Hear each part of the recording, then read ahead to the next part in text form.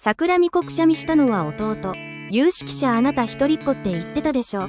つまりどういうこと？弟生まれたんだろ。弟も妹もいるって言ってたが、人の言うことなんて信用するなってことだ。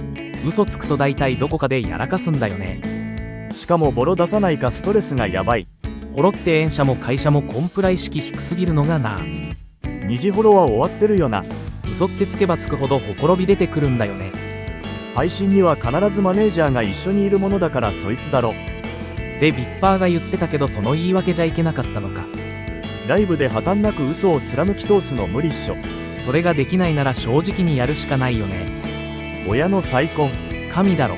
安城氏の弟。ええ